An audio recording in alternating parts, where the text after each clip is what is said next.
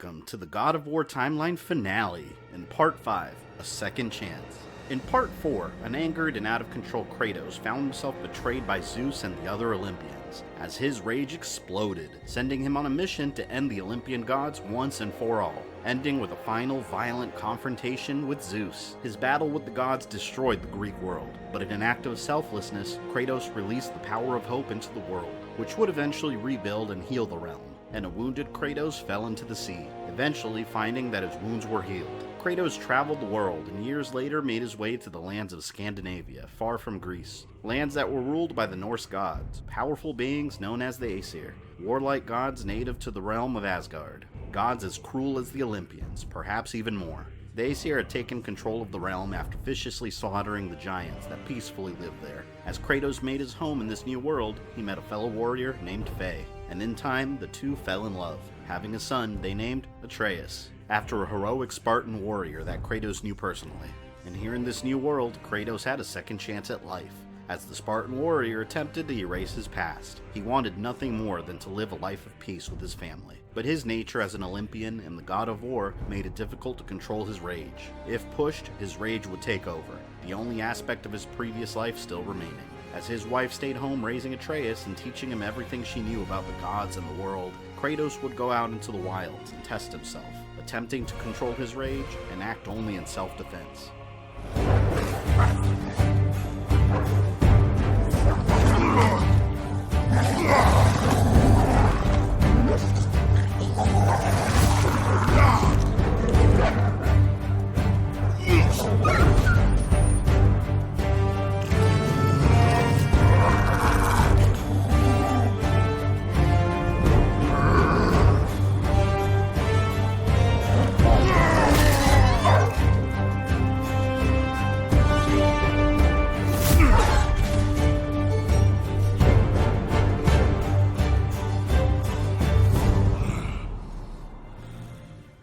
Finding himself attacked by a group of wolves, he successfully fended them off without giving in and striking back at them in anger, refusing to fight back, as the animals eventually tired themselves out. But trolls native to the area, savage monsters with no honor, would test him even further.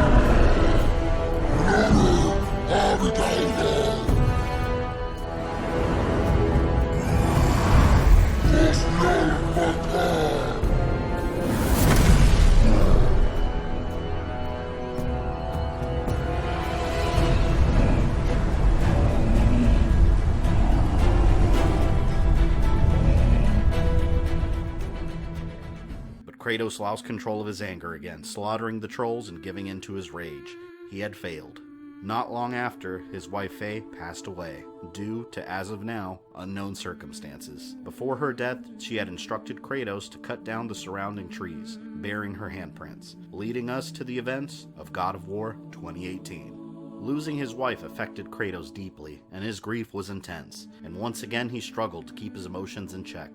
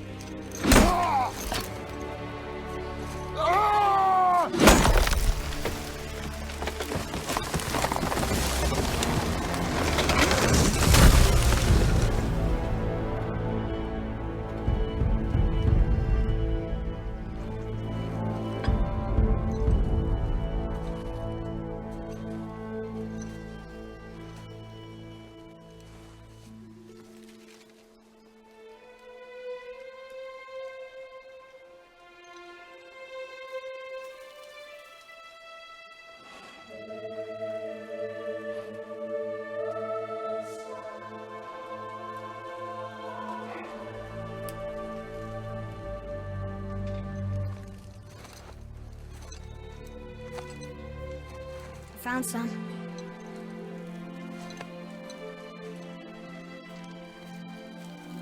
Get in the boat, boy.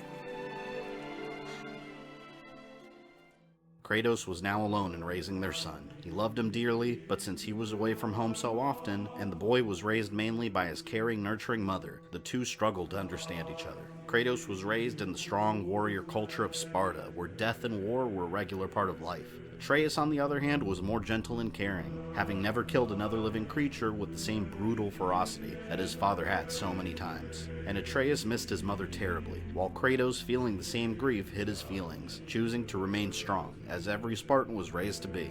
Faye's final wish was to be cremated, and for her ashes to be released from the highest peak in all the realms. Find your way home. You are free.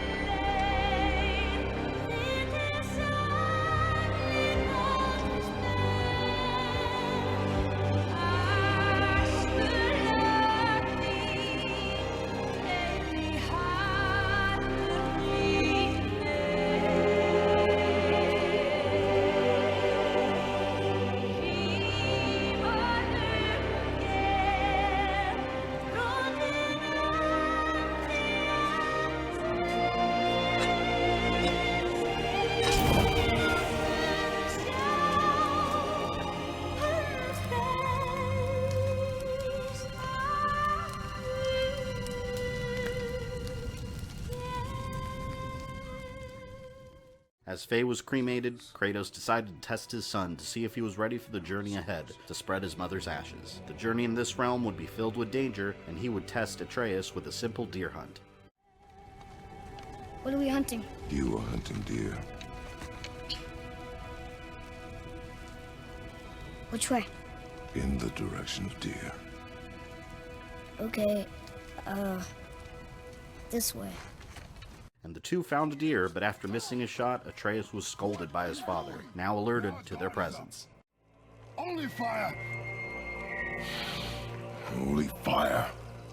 When I tell you to fire. I'm sorry. Do not be sorry. Be better. Find it.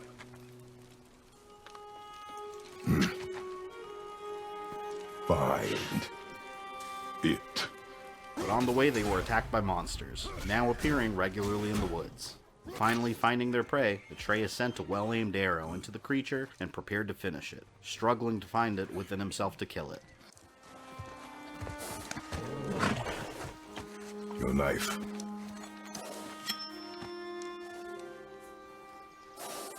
No. Finish what you started.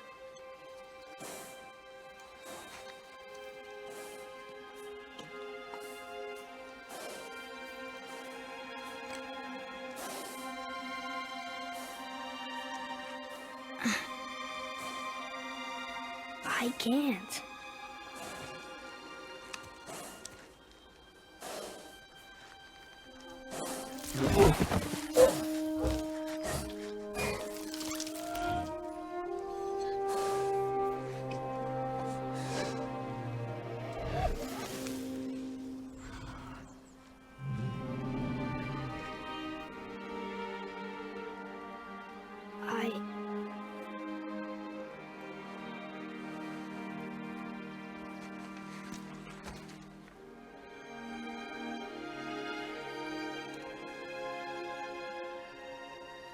Kratos wanted nothing more than to comfort his son, but to a Spartan, this would be considered a sign of weakness. He needed his son strong for the journey ahead. And at that moment, a wild troll attacked the pair, forcing a confrontation.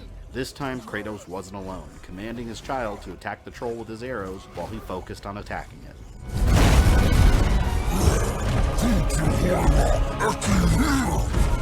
We're gonna fight that? We have no choice.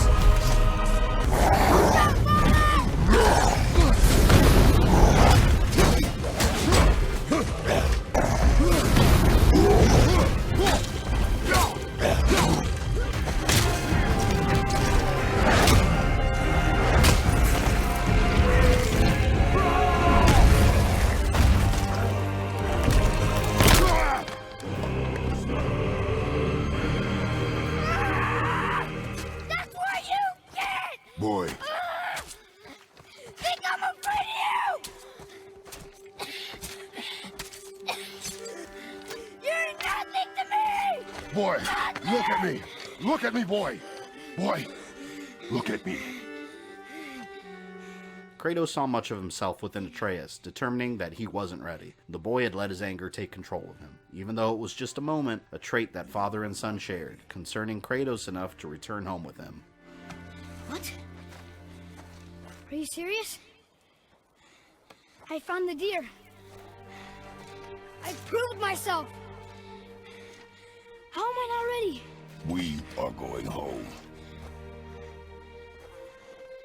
And after arriving, Kratos collected Faye's ashes, putting them in a small sack, preparing to take them to the mountain, and demonstrating to his son the dangers of letting anger control his actions.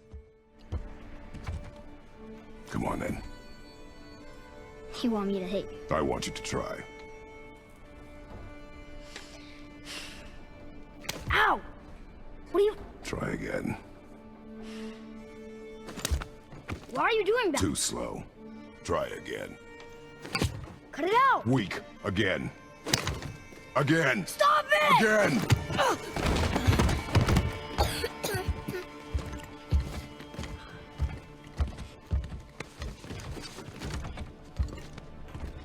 Your anger. You can get lost in it. The path ahead is difficult. And you, Atreus, are clearly not ready. What was that? Quiet.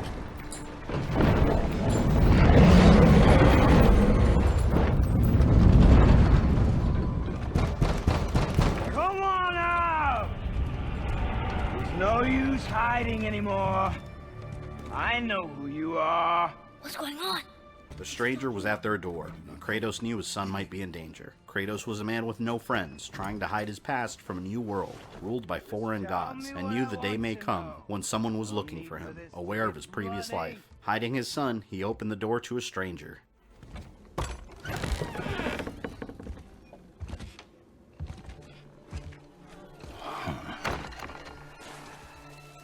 thought you'd be bigger. But you're definitely the one. Long way from home, aren't you? What do you want? Oh, you already know the answer to that. Whatever it is you seek, I do not have it. You should move on. And here I thought your kind was supposed to be so enlightened, so much better than us, so much smarter.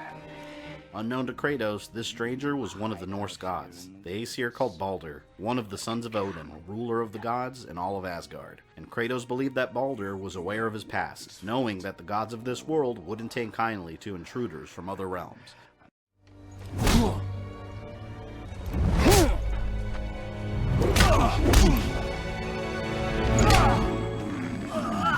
I warned you. Finally.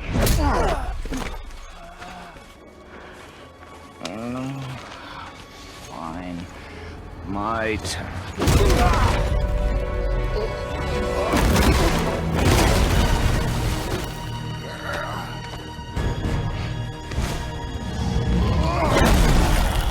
In reality, Baldur had no idea who Kratos truly was. His father Odin believed that a giant was hiding in the area, the enemies of the Aesir, and sent Baldur to find him. A giant that was constantly interfering with Odin's plans, and Baldur believed that Kratos was his target. Why are there two beds in here?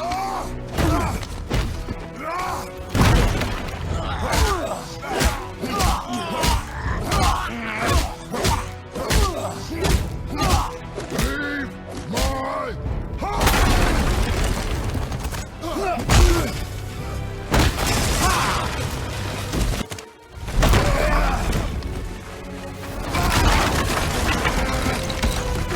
Who are you hiding?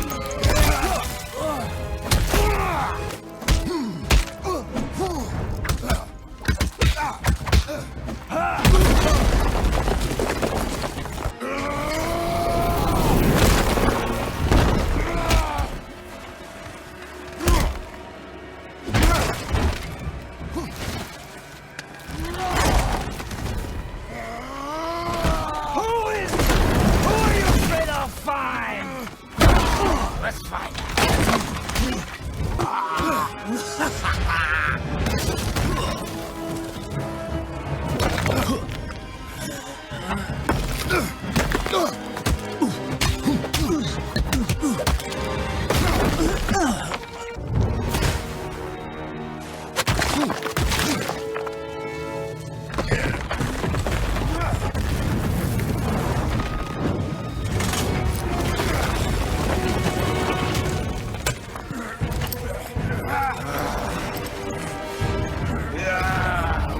I want you to know one thing.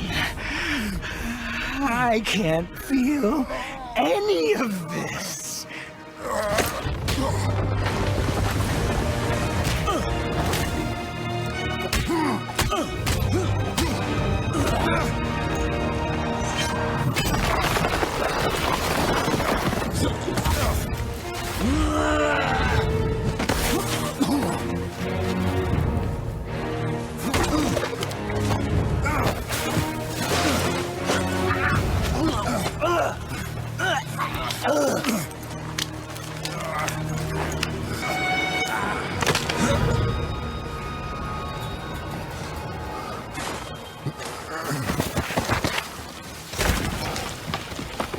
After seemingly killing Baldur, Kratos told Atreus to grab his things and come with him. Kratos knew they were no longer safe in their home and had to begin their journey immediately, even though Atreus was far from ready for the journey. Seeing their home from afar, they realized so much danger had suddenly come to their home due to Kratos cutting down the trees with Faye's handprint on it. She had used the marks on the trees to cast a protection spell around the woods, hiding them from the gods and any other dangers in the region. Cutting down the trees at Faye's request had undone her protection spell.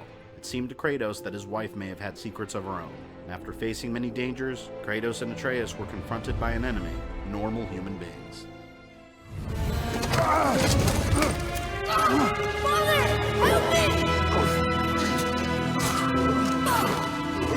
Help me! Atreus!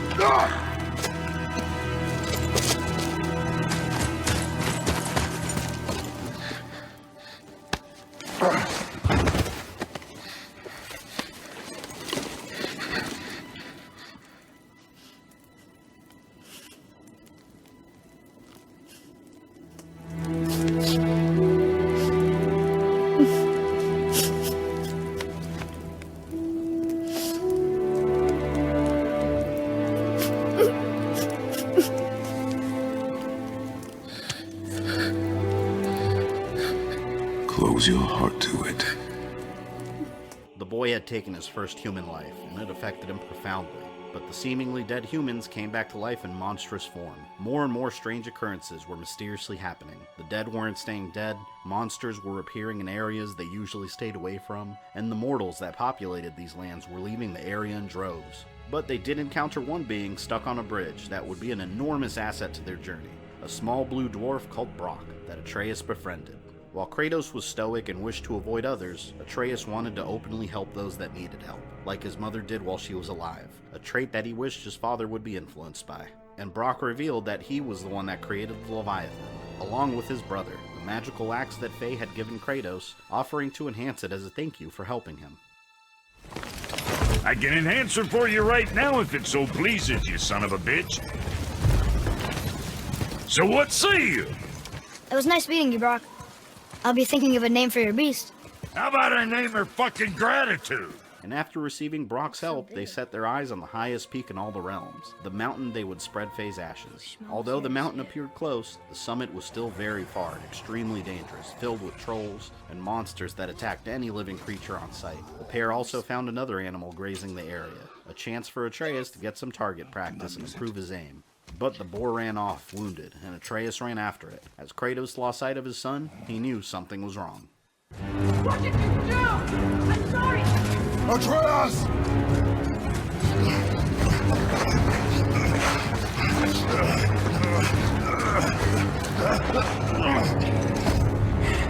We didn't know he belonged to anyone. He doesn't. He's my friend. The boy was following my command. Then help fix this. Hold here, please. Hold, I said. He's losing blood. The last of his kind in all the realm, and you shoot him.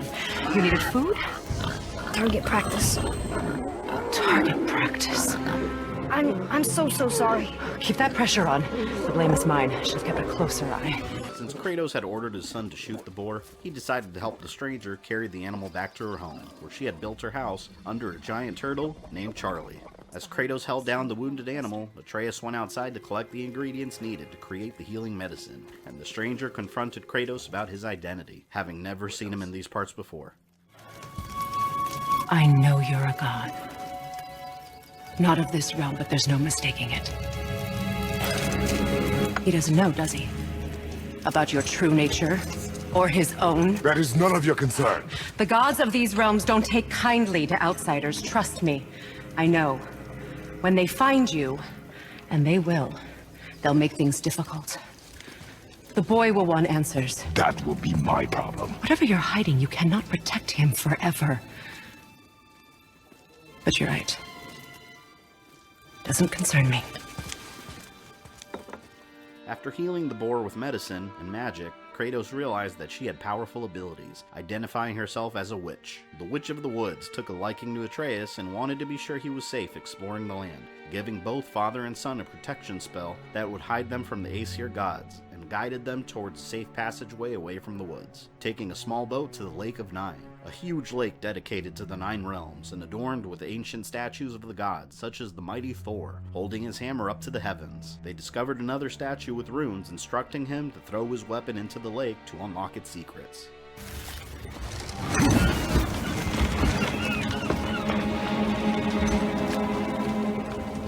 The axe did not return.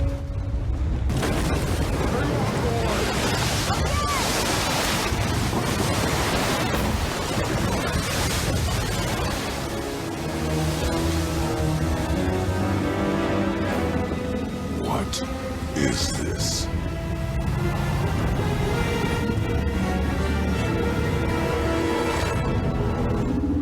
It's the world serpent.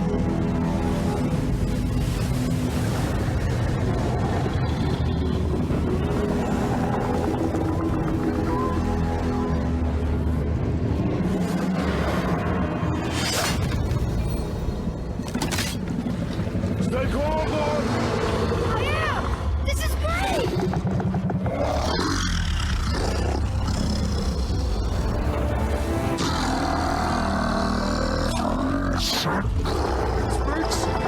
Yeah! Mom said he's friendly! What does it say? I don't know!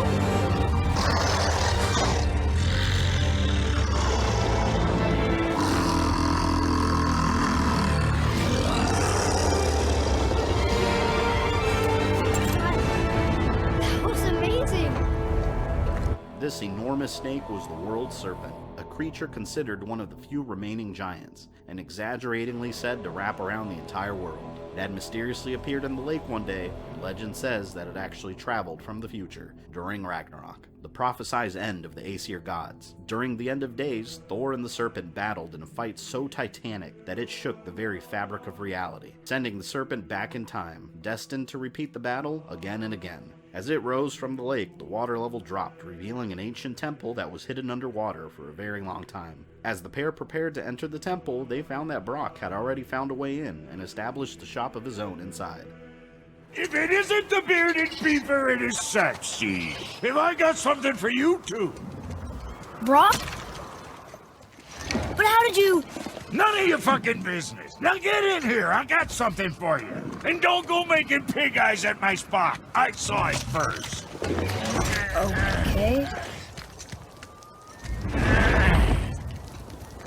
What do you think he wants? To test our patience. When word gets out about my new shop, folks will finally come out of hiding.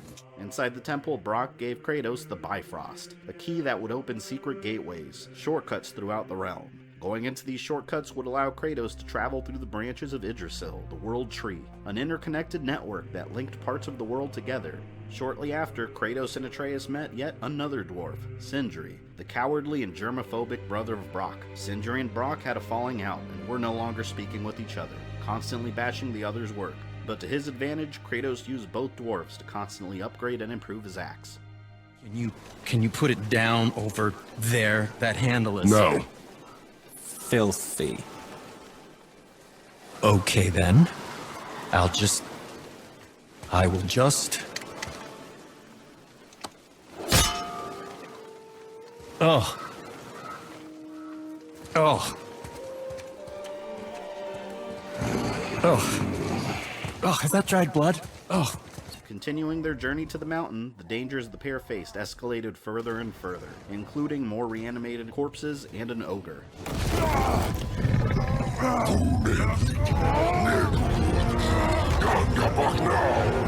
Let him go!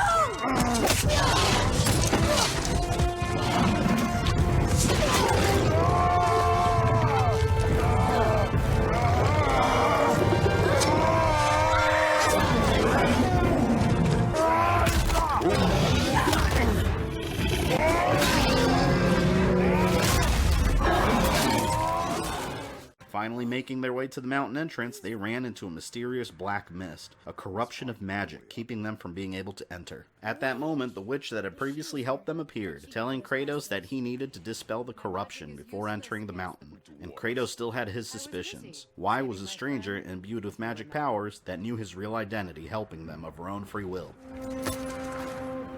Why help us? Maybe I see more of myself in you than I'm willing to admit. Maybe by helping you, I'll make up for a lifetime of mistakes. Or maybe I just like you. Even though we shot your friend? Even though you shot my friend, yes. The witch told them they can only dispel the dark barrier with something called the Light of Alfheim, and had to travel to Alfheim, realm of the elves, in order to attain it. The witch guided them back to the temple they had found, explaining its history, Tyr's temple. Tyr was an Aesir god, the god of war, law, and honor, that built the temple with the help of different races, in order to construct a way to travel between all 9 realms in order to keep the peace between them all. Once inside the heart of the temple, the witch introduced Kratos to a representation of the roots of the World Tree, and used the Bifrost to wake the temple up from its long slumber. This room would allow travel between the 9 realms from its location in Midgard, the world of the mortals. The other realms existed in the same physical space, reflections of each other across various dimensions, and they were all intertwined within each other, connected on the branches of the World Tree. The group activated the Bifrost, using it to open the bridge to the realm of Alfheim, realm of the elves, as Kratos began his mission to find the Light of Alfheim, also needing it to replenish the travel room, since it hadn't been used in so long. Something's wrong. See that column of light on the horizon? It's housed in the heart of a ring temple. We'll find what we need there. No. Damn it, not yet. What's happening? To restore the Bifrost magic, you must step into the light. But be very careful not to get caught.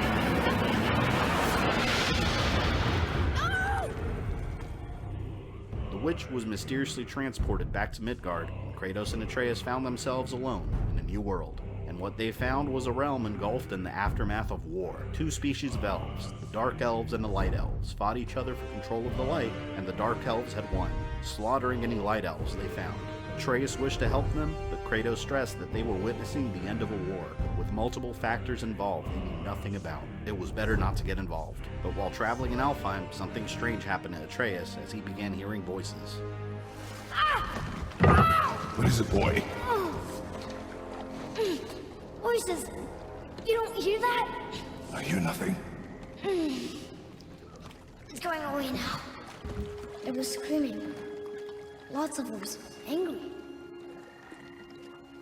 You really didn't hear that? No. It felt evil. Eventually finding the temple containing the light, Kratos and Atreus docked their boat, ready to continue their quest, and were attacked by Dark Elves repeatedly. Making their way deep into the temple, they had finally found the light, being protected by a hive of Dark Elves, intent on controlling it for themselves.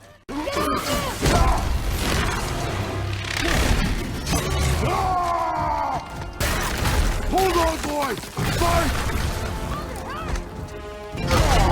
Run, boy!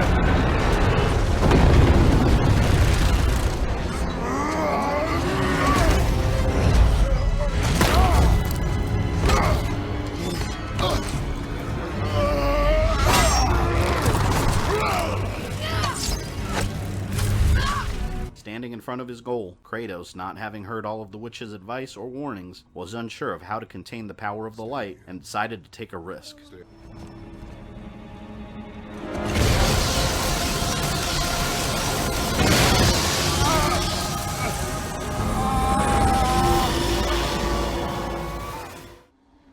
You have to come back.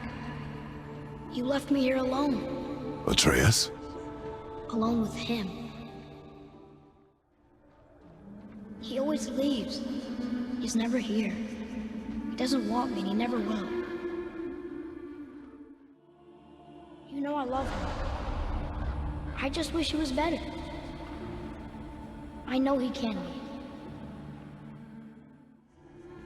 be. Please come back. I know you're out there somewhere.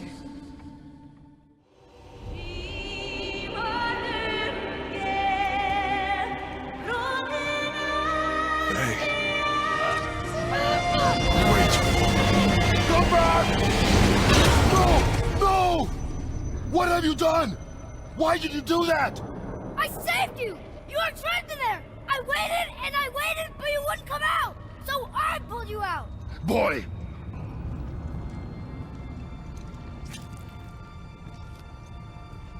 Moments.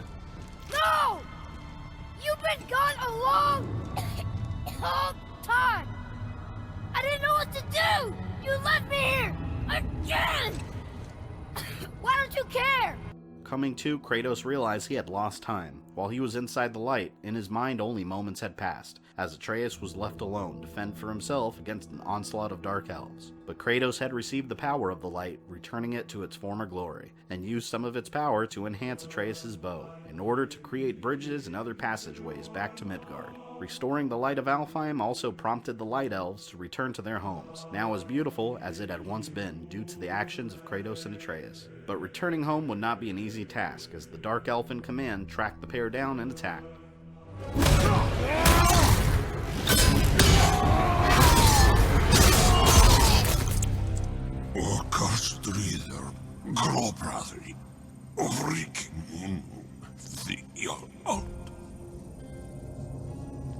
No, that can't be. What did it say? That we made a grave mistake. Let me guess. You're gonna be smug and say you told me we shouldn't get involved. That is enough. Successfully fending off the Dark Elves, father and son made their way back to the travel room in order to reach Midgard once again. But the difference in their cultures were becoming more and more apparent as Kratos and Atreus struggled to understand each other. Was she in the light? Who? You know. Oh, she was not there. Not like you would even care if she was. Mind your tongue, boy! Until our journey is over, one of us must remain focused. Do not mistake my silence for lack of grief. Mourn how you wish. Leave me to my own.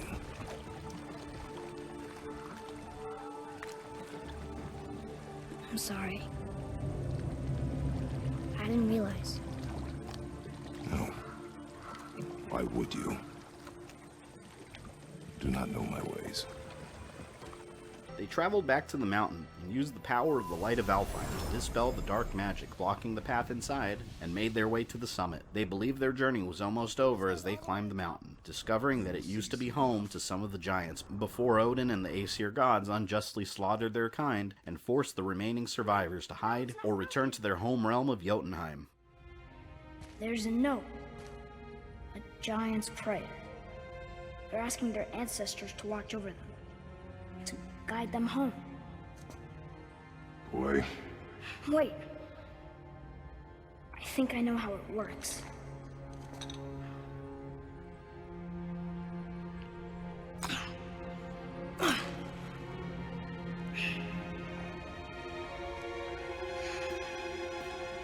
Watch.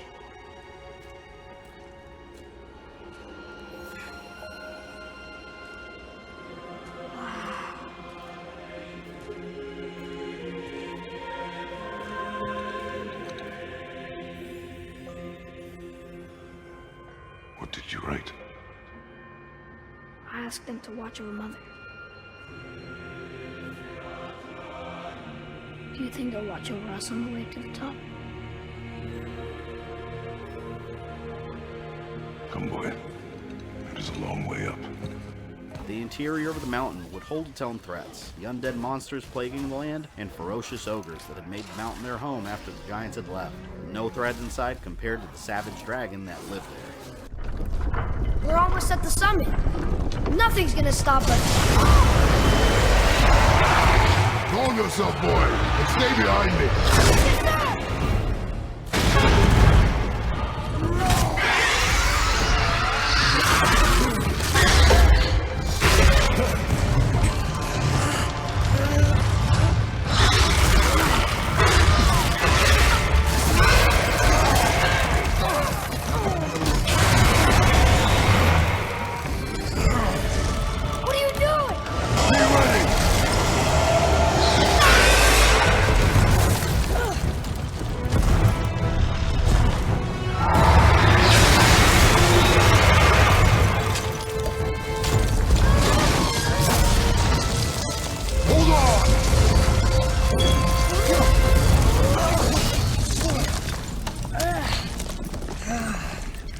Fending off the dragon, they ran into it again outside, and Kratos thought it best to avoid another confrontation. But this time, the dwarf Sindri found himself being attacked by the monstrous creature and would die without help. Sindri had helped them before, and Atreus demanded that they return the favor.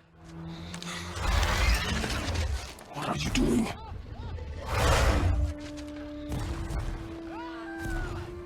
We have to help him. Break right. Find an angle. Wait for my mark.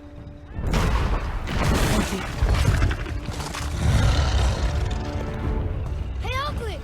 Over here!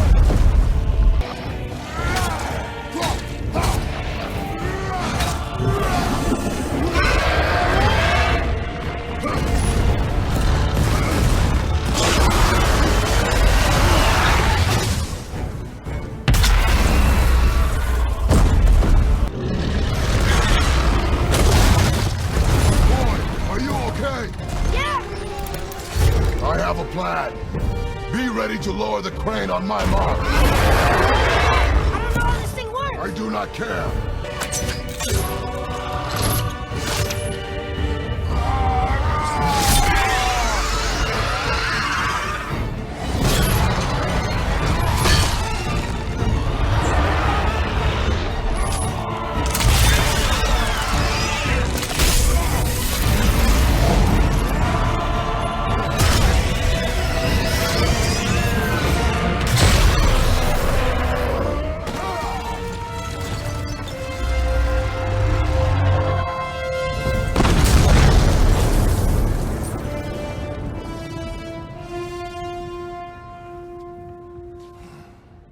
Sindri was extremely grateful that the pair helped him and requested a tooth from the dragon in order to create arrows for Atreus that can harness the power of electricity.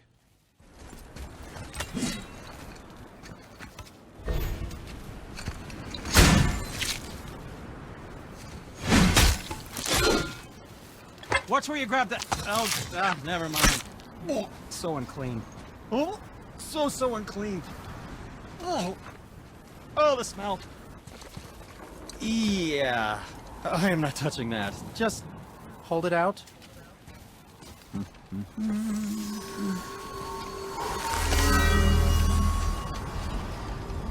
Now, run that along the string of your son's bow. 2 passes should do it. Gently, now. Whoa. Oh, sure. Now you're impressed. Kratos and Atreus were both becoming a stronger unit, determined and disciplined, working together when defending themselves against the creatures of the land.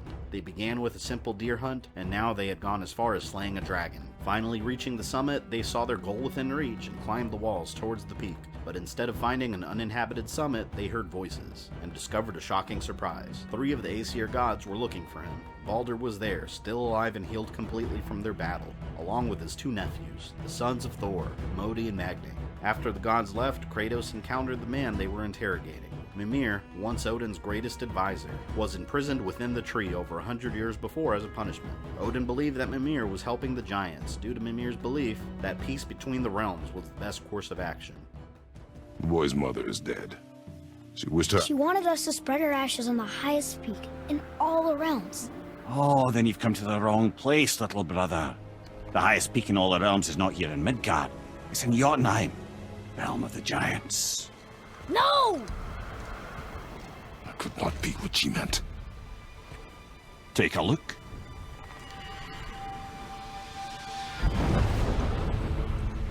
This is the last known bridge to Jotunheim in all the realms. See that mountain? Looks like a giant's finger scraping the sky. That's the highest peak in all the realms. No here. Can't we just take that bridge? We have a Bifrost. When the giants destroyed all other bridges to their realm, they locked this one up with a secret rune. If it still exists, only a giant would know it. And all of them left Midgard a long time ago. He had no love for the Aesir gods, and agreed to help Kratos and Atreus find a way into Jotunheim. But how did his wife even know of such a place? These questions would plague Kratos' mind, but he reluctantly agreed to follow the instructions of Mimir. What do we do? Yes! First, you need to cut off my head. Wait, what? Odin made sure that no weapon, not even Thor's hammer, could free my body from these bonds. But fortunately, you don't need my body. The trick is, we need to find someone who can reanimate my head using the old magic. Old magic? There's a witch of the woods. She knows the old ways. And she'll help, she might do, worth a try. But if she fails, he will be dead. He tortures me, you know. Every day, brother. Odin himself sees to it personally, and believe me, there is no end to his creativity. Every single day. This isn't living. Very well. Oh, I can't watch this. Brother, in case you can't resurrect me, there's something you need to know. The boy, the longer you wait to tell him his true nature, the more damage you do. He will resent you, and you may lose him forever. There is much about me I would not have him know. So you value your privacy more than your son, eh? I'm going to cut off your head now. Fair enough.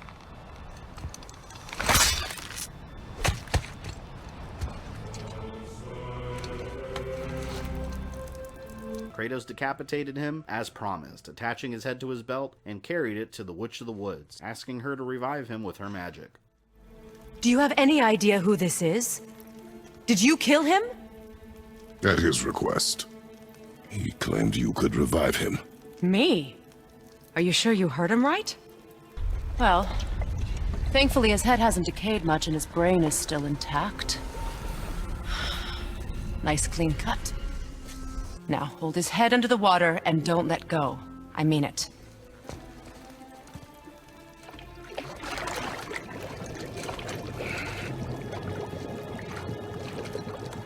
That's enough.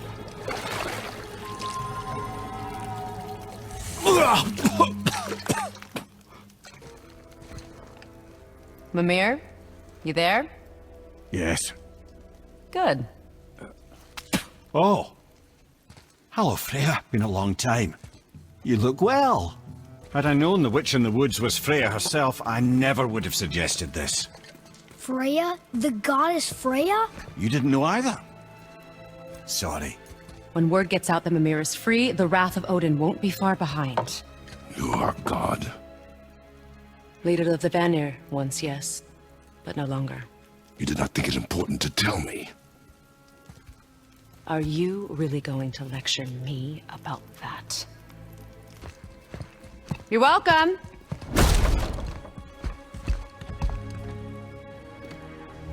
did you do that? We cannot trust her. Because she's a god? Have I taught you nothing, boy? Angered about the revelation that the witch was actually Freya, wife of Odin and queen of the Aesir gods, Kratos left with Atreus, warning him that a god could never be trusted. Freya and Mimir also had a history, as he was the one that suggested Freya and Odin be married in the first place. She was once the leader of the Vanir, a tribe of gods known for their connection to nature and magic, and were natives of the realm of Vanaheim, which at one time happened to be at war with Odin and the Aesir gods. In order to bring peace, Mimir suggested that Odin marry Freya, and both parties agreed, ending the war. But Freya couldn't stand by and accept Odin's cruel ways, leaving the king of the gods. But she couldn't return home to her own people since her marriage to Odin was seen as a betrayal, so she fled to Midgard in the guise of a witch. And as punishment, Odin had cursed her with the inability to ever leave the realm. Mimir requested that Kratos take him to the world serpent, since he was one of the only beings in all the realms that could understand its ancient language. The serpent agreed to help them find the secret to opening a passageway to Jotunheim, since the giants had closed off their realm so long ago, and pushed the temple in the direction they needed to go. They needed a piece of an enormous magical chisel found in the frozen wasteland surrounding the corpse of a frost giant. The chisel had impaled his head and killed him after he had gotten lost and accidentally fell on it, as Thor took the credit for the giant's death. But as he breathed his last, his final breath froze the entire surrounding area into an eternal winter. Without a piece of the chisel's tip, Kratos and Atreus would never be able to find a way into Jotunheim. And while making their way to the other side of the chisel, Kratos and Atreus ran into a huge problem. Magni and Modi, the sons of Thor, had finally tracked them down.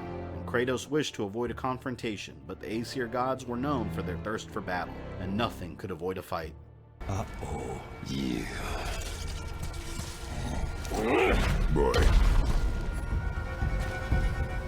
Surrender. The All-Father demands it. No. Good.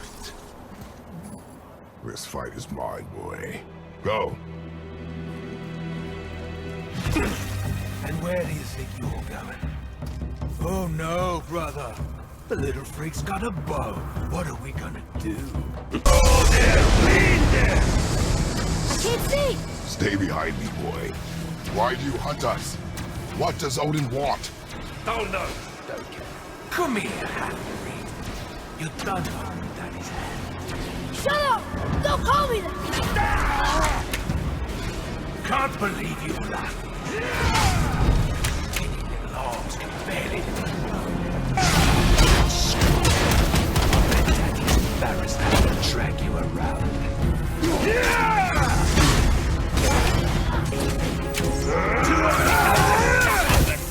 Shut up, you bastard! Freya! Mother must have been some whore who labored the likes of him.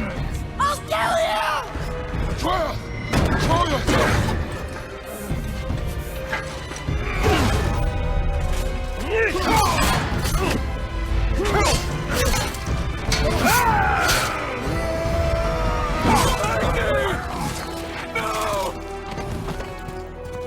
How did you... You have no idea. You son of a bitch!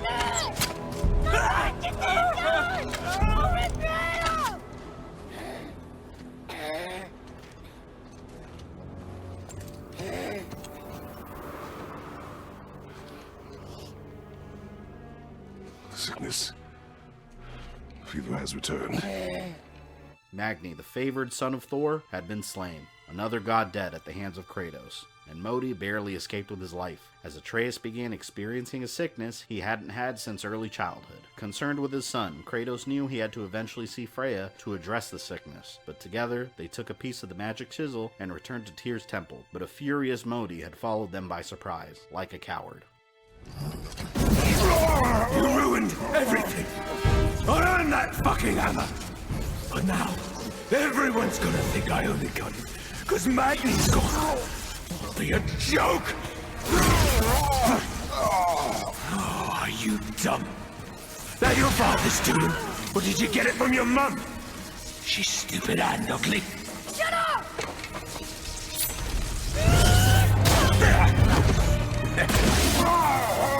You don't know anything about my mother. Oh, it's true. But I'm gonna get to know you really well. You're gonna be my new brother.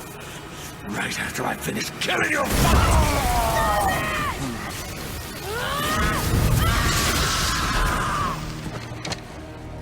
Whoops.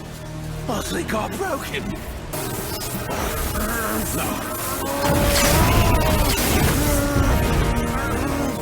Stay back.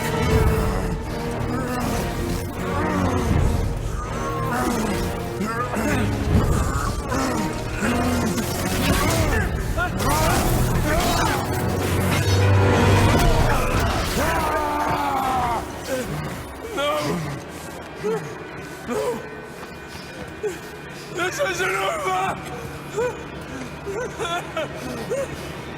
Amazed at the strength of Kratos, not realizing he was facing a Greek god of war. With the training and fortitude of a Spartan warrior, Modi ran away again, terrified for his life. Atreus once again gave in to his sickness, and Kratos rushed to see Freya as his life was quickly draining from his small body, pleading with her to help his son. It seemed that the mix of his Olympian descent, mixed with mortal blood from another realm, was conflicting within his body.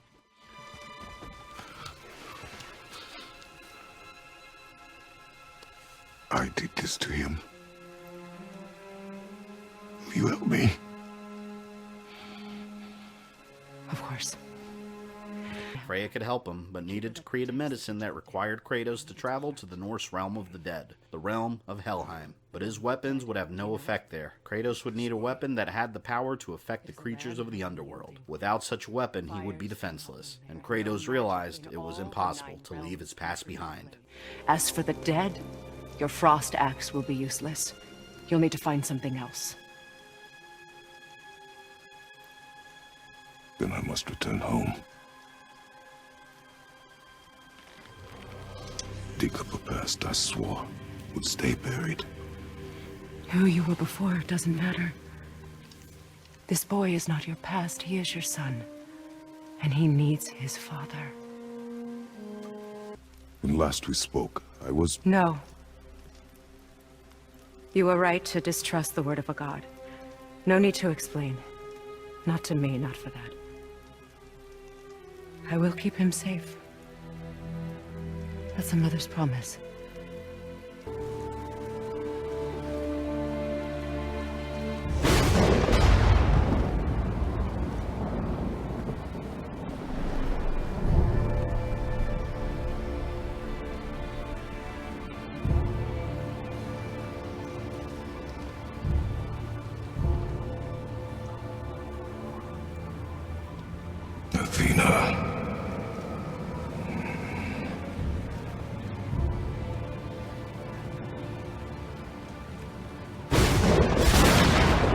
Get out of my head.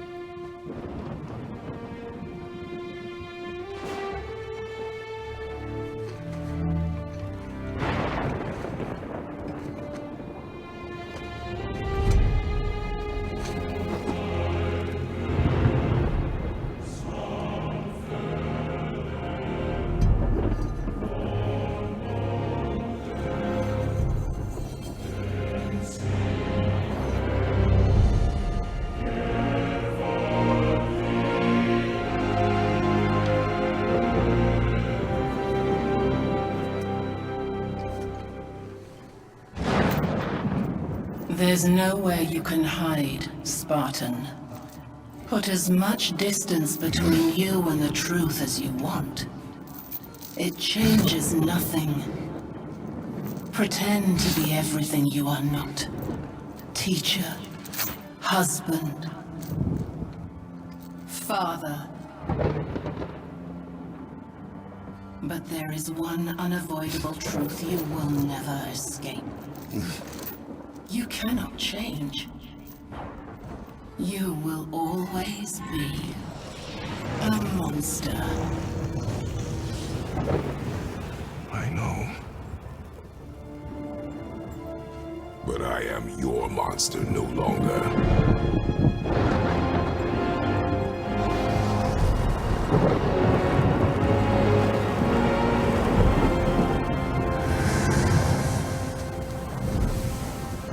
His old blades were forged in the fires of Hades, weapons of destruction crafted in the underworld, the only things capable of harming the creatures of the dead. Athena, attempting to taunt Kratos from wherever she currently was, found a warrior accepting that he was a monster, but unwilling to be controlled again, and determined to rescue his son. Mimir had overheard Kratos speaking with Athena, showing no surprise that Kratos was Greek, as he made his way to the travel room at the Heart of Tears temple. Anything you'd like to get off your chest, brother? I can assure you I'm unsurpassed in keeping confidences. Well, you know where to find me. And for the record, I'd already guessed you were Greek. Athena? Dead giveaway. Sweet Nana's nethers. What are those? I've never seen the like. That's gotta be a family heirloom. No. Nor will it ever be. Son, my brother and me created me Mjolnir for the big idiot. I know from quality. And them special. Hey, where's the little turd? He has fallen ill.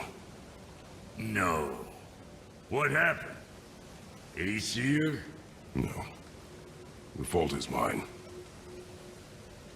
And my responsibility to make it right. Say, what can I do to help? I can do things. When I should tag along? No. Your work here is enough. Kratos opened the portal to Helheim and found a realm where the souls of the dead made their way to their final destinations. And following Freya's instructions, he needed to retrieve the heart of the Bridge Keeper, a vicious undead troll.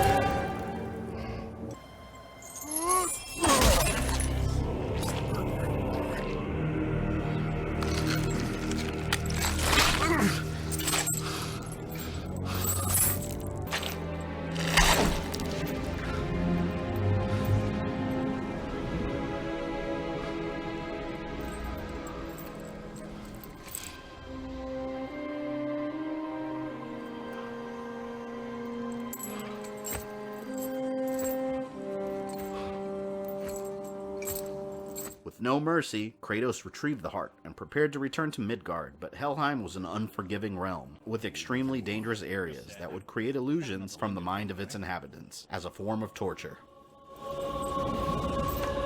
Kratos. Zeus. Zeus? My father. Your father was Zeus? Well, that explains a lot. What is that place? Never go there. Understand? How is he here? That is not possible. It's just an illusion. Hell's known for torturing its inhabitants with their own past. Returning to Freya, Kratos gave her the heart, and she created a medicine from it that would break Atreus' fever, but his sickness could only go away if he accepted what he was. And for that moment to happen, Kratos would have to tell him about his true nature. What Kratos feared the most. He wanted to spare his child from the reality of what they were, but now there was no avoiding it. And Freya shared with Kratos that she once had a child she had lost, due to her own fears, instead of doing what was best for her child. The truth. I am a god, boy. From another land far from here. When I came to these shores, I chose to live as a man. But the truth is, I was born a god. And so were you. I'm a god. Mother knew? She was a god too? No. She was mortal, but she knew my true nature. I'm a god. Why did you wait so long to tell me?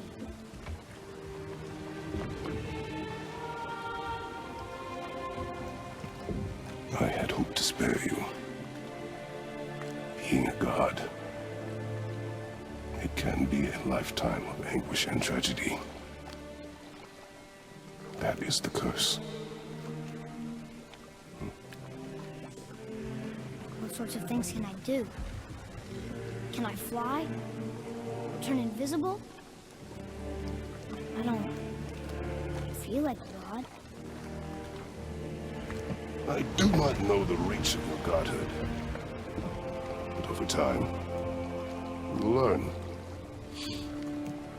Atreus was amazed that he was a god, and was curious over what abilities his godhood had granted him. Now things had started making more sense. Every god born was unique, and had various talents. His ability to feel the thoughts and emotions of animals and other living creatures, his natural ability to understand symbols and languages he shouldn't be able to, and his raging outburst when pushed, similar to his father, were all aspects of his developing godly powers. But Kratos was starting to feel concerned about Atreus knowing the truth, as his son started thinking of mortals as creatures beneath him and his father, beings with small problems that he was dragged into.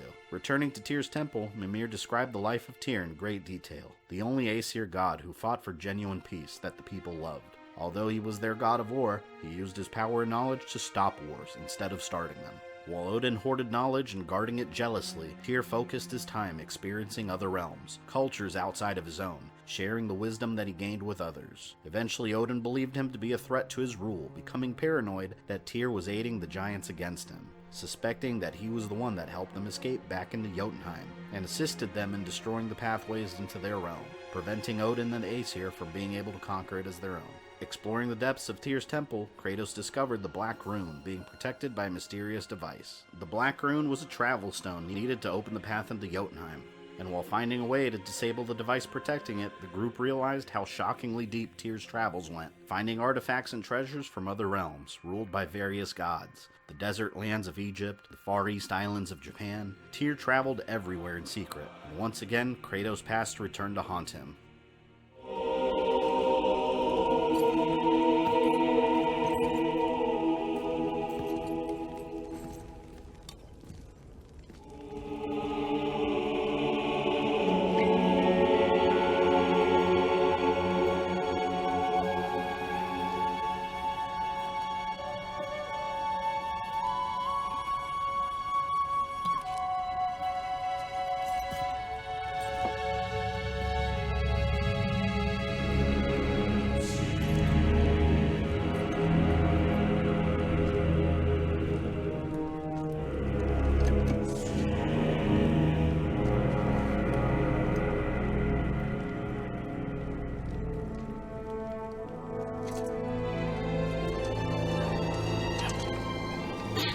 What'd you find? Enough distraction. Do not forget why we are here. Okay.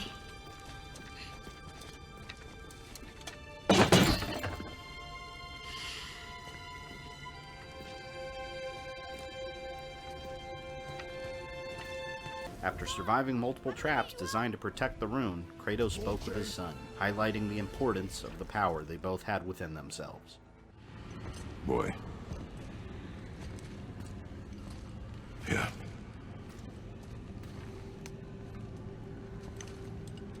On the day you were born, I made 2 knives, mixing metals from my home and from this land.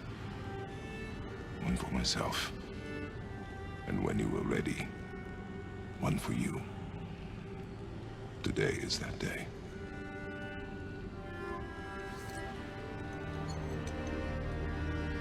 So I'm a man now. Like you? No. We are not men. We are more than that. The responsibility is far greater. And you must be better than me. Understand? Say it. You will be better. The power of this weapon, any weapon, comes from here. But only when tempered by this. By the discipline, the self-control of the one who wields it. That is where the true strength of a warrior lies.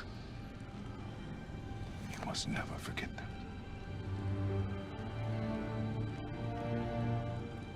Good then. Come.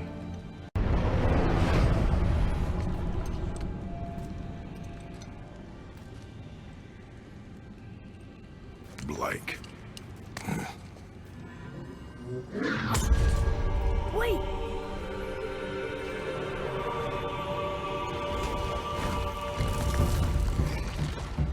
In the hands of Kratos, the rune was a simple rock, but as soon as Atreus touched it, it crumbled, and its power found its way within the child. For some reason, the rune reacted only to Atreus as the pair defended themselves once again, and after escaping, the pair celebrated as father and son, celebrating the near conclusion to their journey. Lemnian wine. The island of Lemnos, near the place of my birth.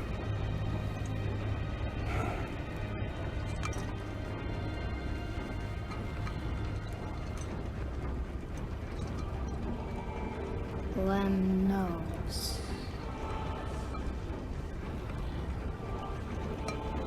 To a journey's end. Really? Smells like rotten eggs. Is it still good? Possibly.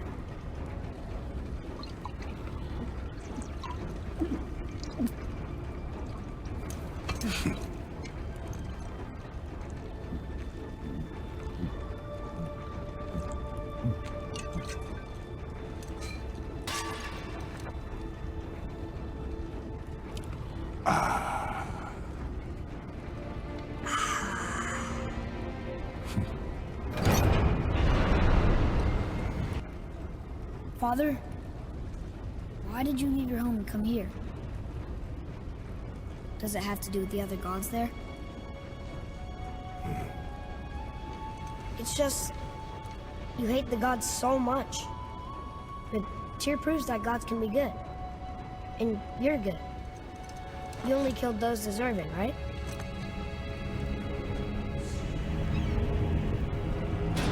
Yes. Ah, but who's worthy enough to judge? Quiet head, we are. We know better. Huh? Sounding more like your da by the moment. On the way back to the mountain, they ran into Sindri again, and Atreus begged Kratos to be allowed to tell the dwarf that he was a god. The revelation was getting to the child's head, and his anger and confidence was starting to show. I can tell you a thing or two about family matters. Let me guess. Your brother isn't as talented as you, and his work is junk. Those things are accurate. Your point? It's all you ever talk about, over and over. Do something about it or shut up already. I see. Yeah! We're sick of hearing about little people's little problems!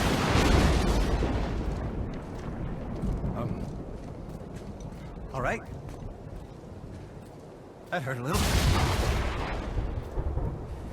Why did you speak to the dwarf like that? Aren't you sick of hearing about him and his brother? Of course. But it serves nothing to make an enemy of him. He should know the truth, even if it hurts. It was needless and unkind. Truth is more important than kindness. Your mother would disagree. She wasn't a god. Something was happening to his son and in the world. They had to hurry and reach Jotunheim. Making their way back to the mountain, they ran into a severely battered Modi, beaten violently by Thor for not keeping his brother alive. My own father called me a coward. Looks like he did more than that. Move it, or we'll pick up where he left off. I'll kill you.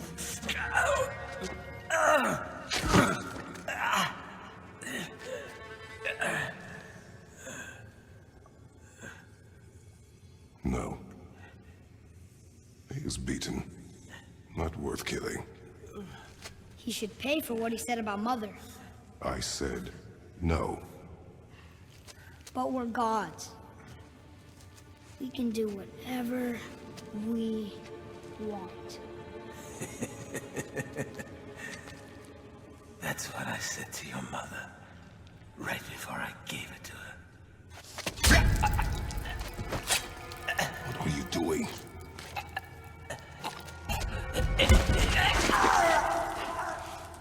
You wishes. You lost control. Haven't you been teaching me to kill? I've been teaching you to survive. Nobody cared about him anyways. What's the difference? There are consequences to killing a god! Why? How do you know? How do you know? Watch your tone, boy. And realizing his son had fully lost control and taken his godhood for granted, Kratos scolded him and urged him to follow his instructions from that point on without question, making their way back to the summit and using the magical chisel combined with the travel rune to allow access into Jotunheim. Kratos opened the path, but they were followed. Brother, look out! Miss me?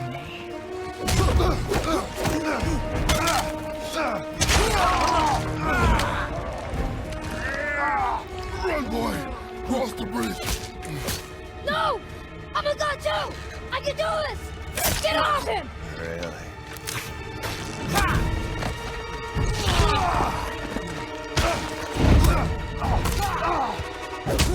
Baldur, let him go! Take me instead, I'll do whatever you... Shut up! All this time, I thought I needed you! But you're just meat. Turns out, the boy is the brains.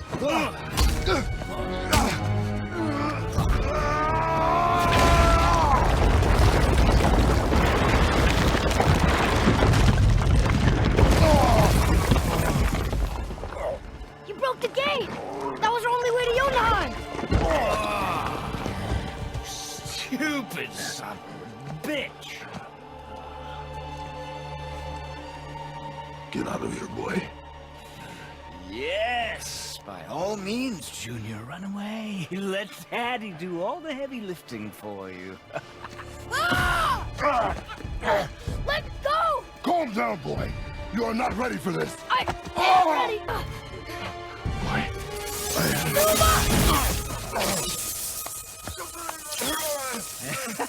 And here I thought my family was fucked up.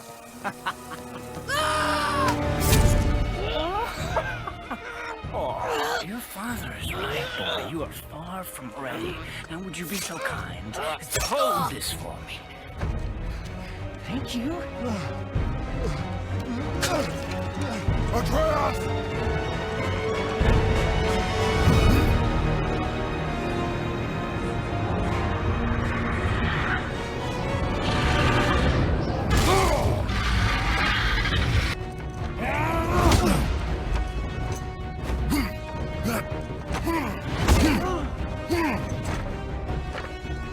Stay away from my son!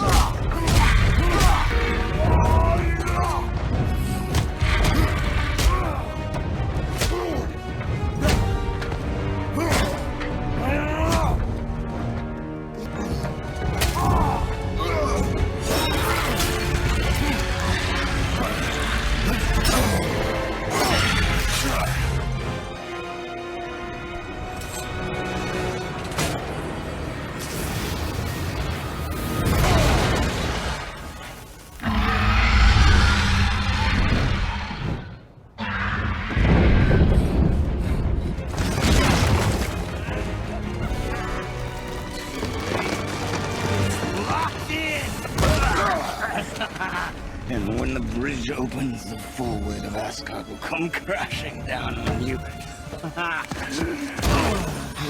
It's over. Is it?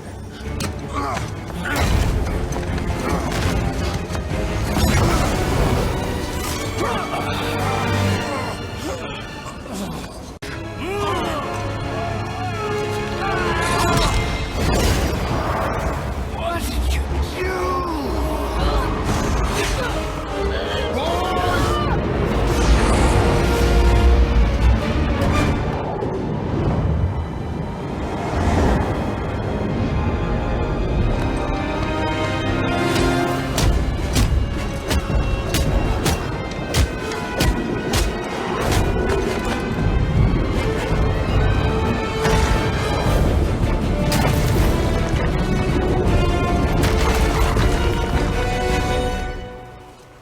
The pathway to Jotunheim was destroyed, and Kratos and Atreus were in the realm of the dead.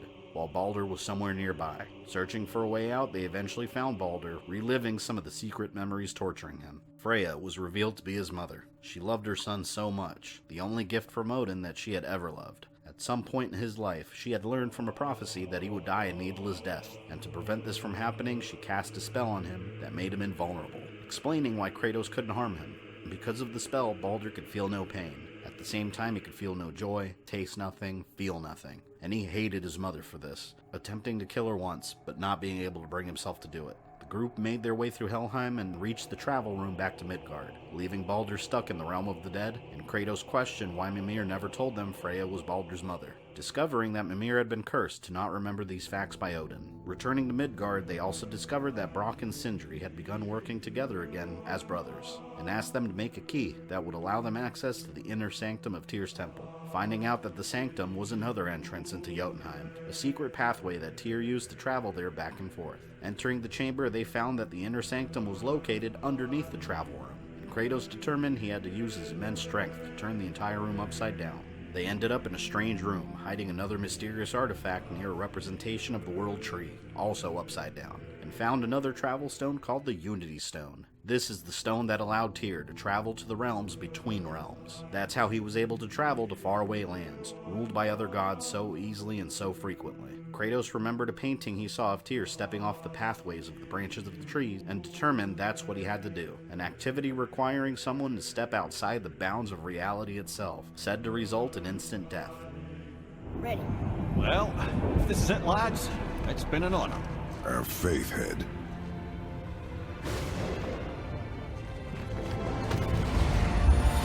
This is incredible!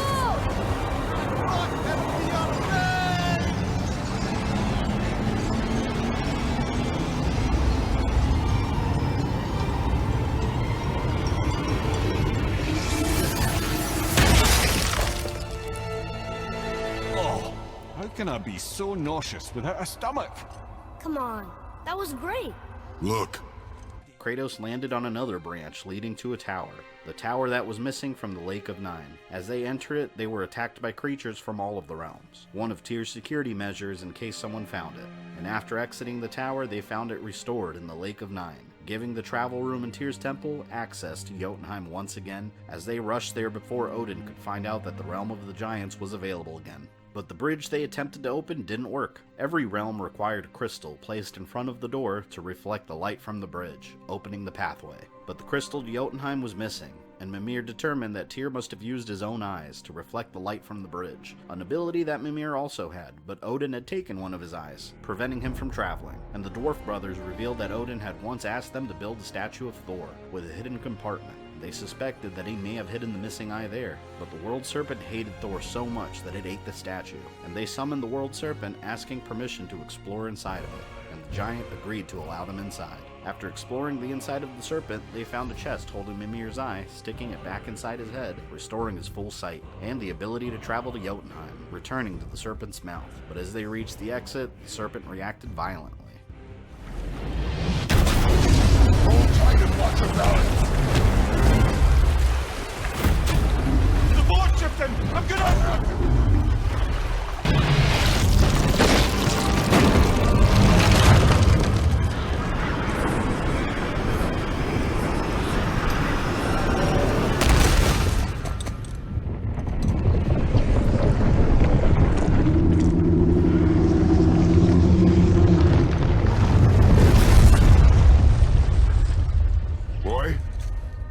Boy! I'm good. Something or someone had attacked the world serpent, and Freya appeared, triggering Kratos' suspicions. Freya, we can still trust her, right? Until we know for certain, keep her distance. The world serpent. What's happened here? We hoped you would know. You are far from home.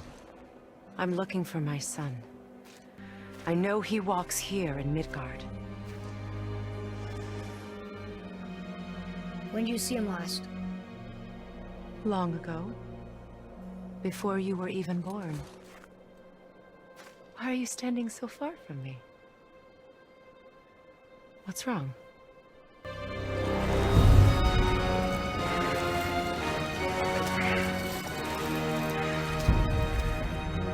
a feeling that hurting the big snake would bring the two of you out in the open. Do you have any idea at all, what you have cost me?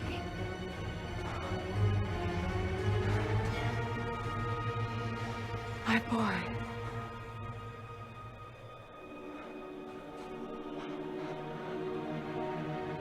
Mother. I'm here. I know that you're still angry. I know that how you feel hasn't changed, but I want you... How I feel? How I feel?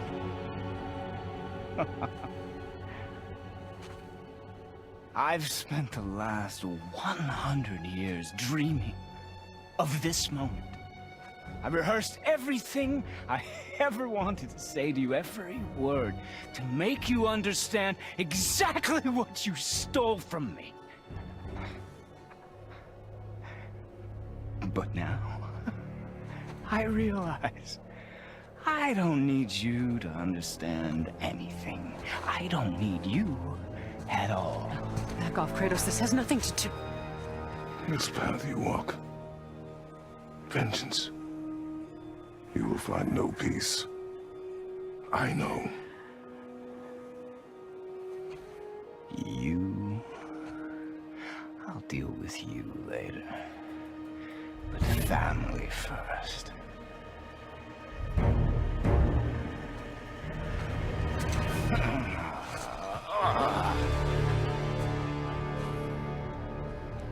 This again? You have to go! Please! No! I can reach him! You have to stop fighting! I said stop!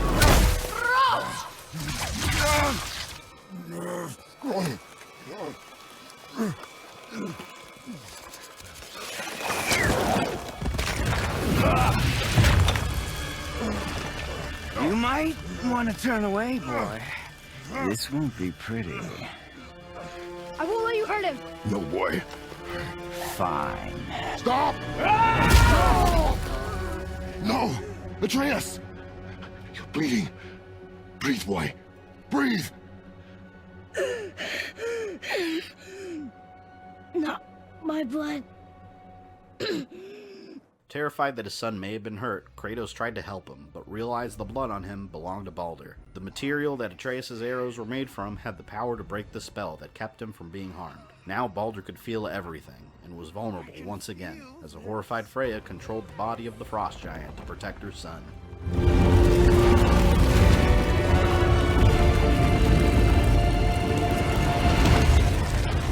What's going on? Is Freya trying to kill us? No. Do you hear the wind? We are moving. That arrow. Baldur punched the mistletoe?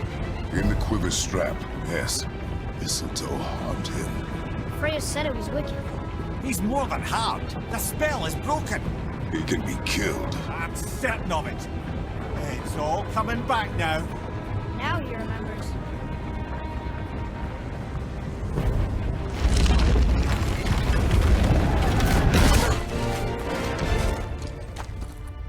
She's controlling that thing?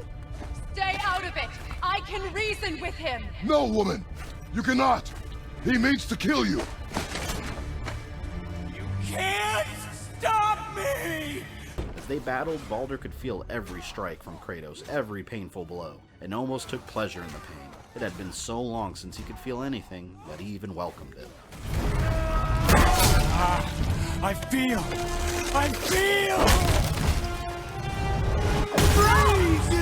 Stop hurting my boy!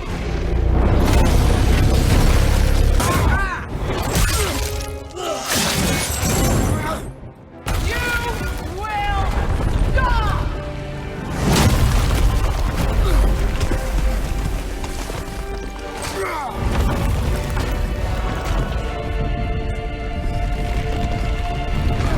Boy! Crystal!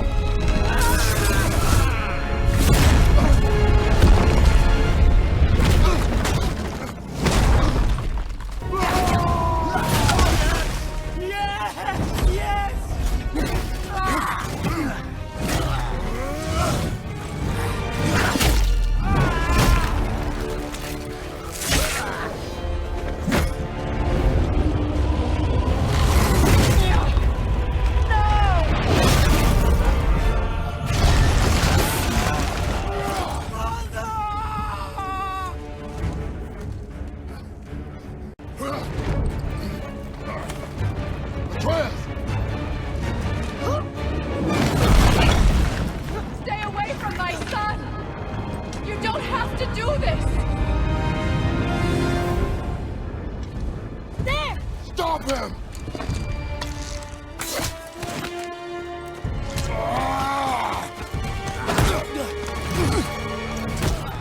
Please! There has been enough pain! Shut up, Mother! What?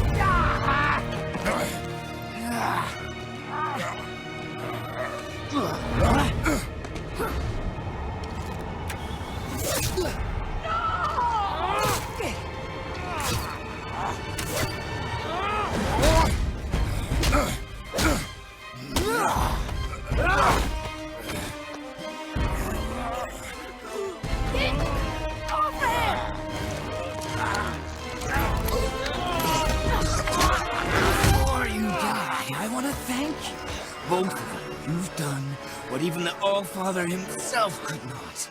I've never felt more alive!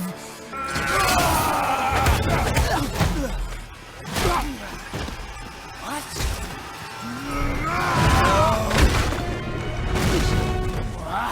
What? You die!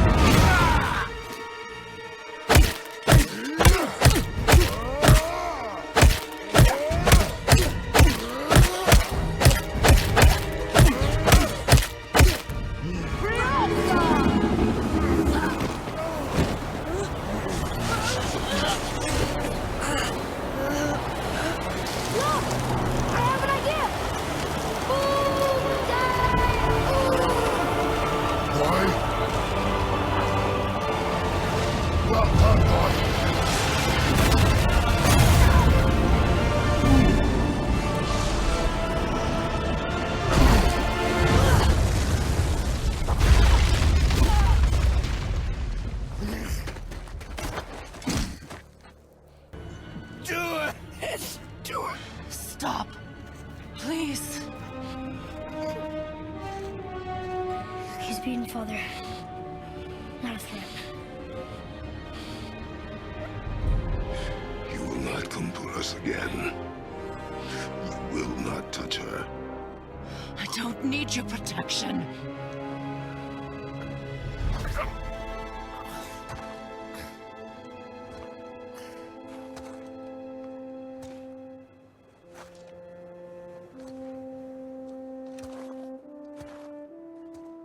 The battle was won, and Baldur was defeated, but Kratos refused to kill him unless it was absolutely necessary, controlling his rage completely. But Freya was still in danger. Baldur would never stop hunting his mother, and his anger towards her had no end.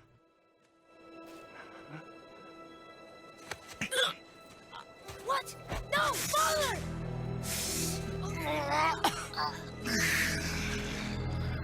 I love you. I love you.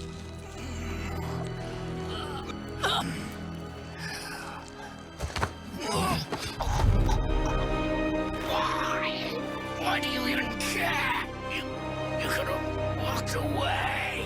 The Cygolians here must be better than this.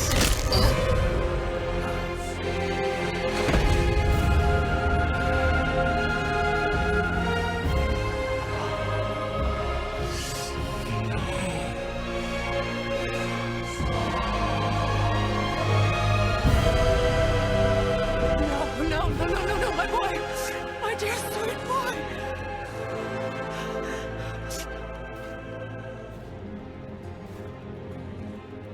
Freya. He chose this. I will rain down every agony, every violation imaginable upon you. I will parade your cold body from every corner of every realm and feed your soul to the vilest filth in hell. That is my promise. He saved your life. He robbed me of everything.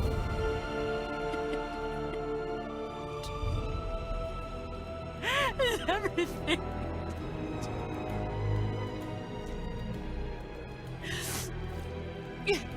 You were just an animal.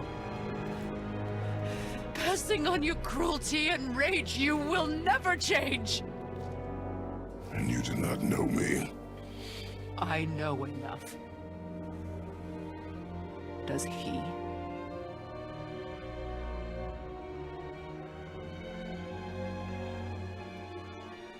Boy, listen close. I'm from a land called Sparta. I made a deal with the god that cost me my soul. I killed many who were deserving. And many who were not.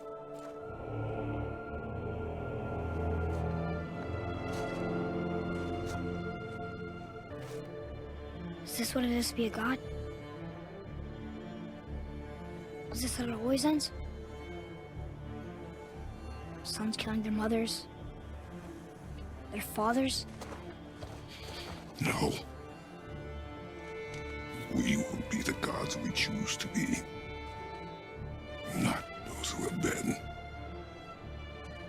Who I was is not who you be. We must be better.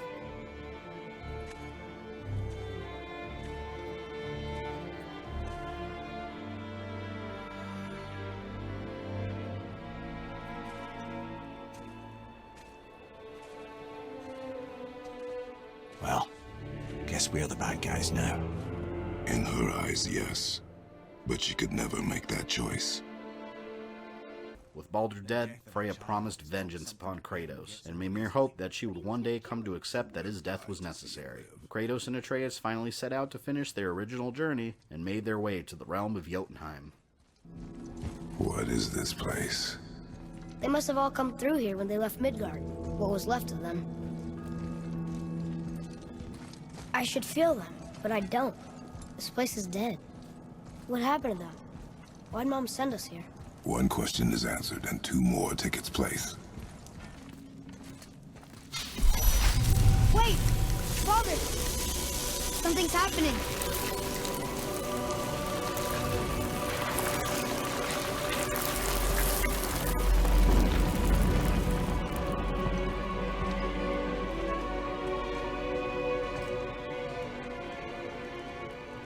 It's your axe. It's smaller.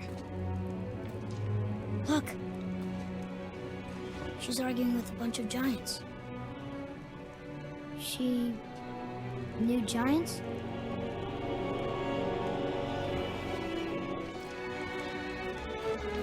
That's us. The first time we met the world serpent. But how? And our fight with Baldur. That just happened. Wait. They knew everything that was going to happen. The dragon in the mountain, the stone mason, all these drawings. This is our story. No. This is your story. But what does it all mean? That I was not the only parent with secrets.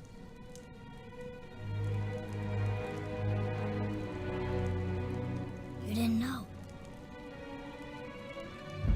She was a giant.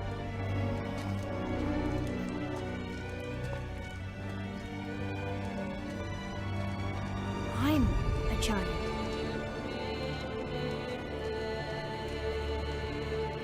Why didn't she tell us? She sent us here, knowing we would find this. But why not just tell us the truth? Your mother would have had good reasons. Baldur was never sent to find me.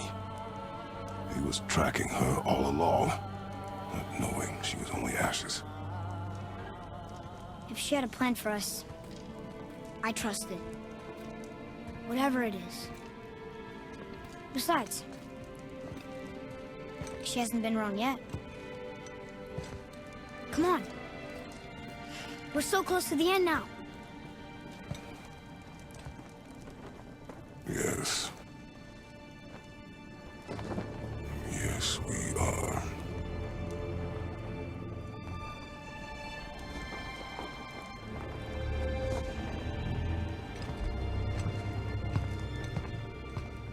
The revelations were shocking. Faye was one of the giants, the one Baldur had been looking for, and sent her family here knowing that they would discover her secrets. The paintings on the walls revealed the prophecies of the future that the giants witnessed, involving Kratos and her son. Many unanswered questions remained, but Kratos now knew that he and his son had a much bigger part to play in this world that would someday be fully revealed. Making their way out of the temple, they finally made it to the highest peak in all the realms and finished their mission.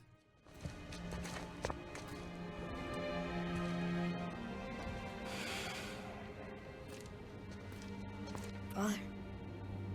No. We do it together. Son.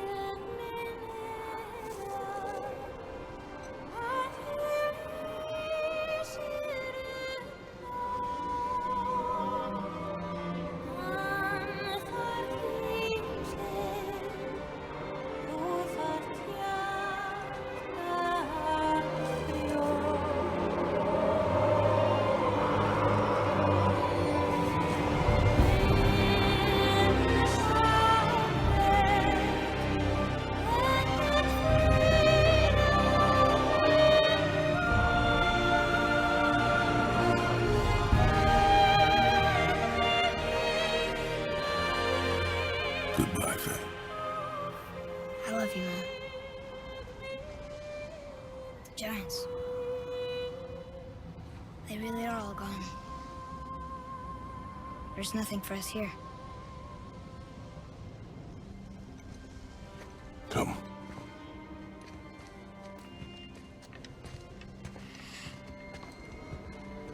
So, I get that Mother was a giant, which makes me part giant and part god.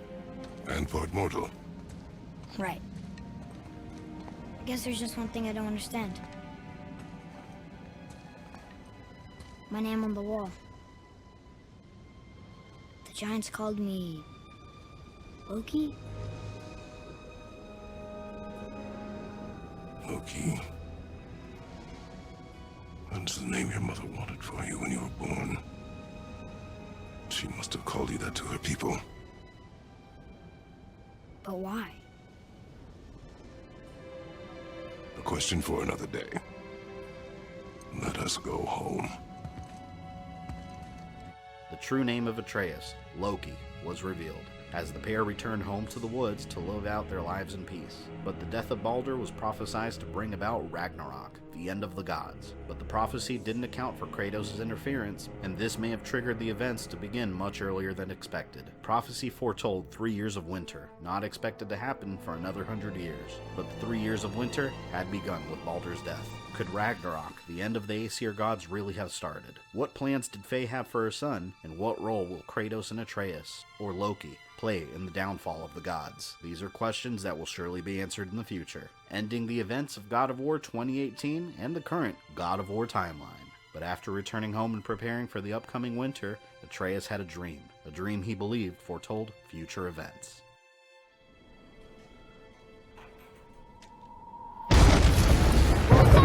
The ball!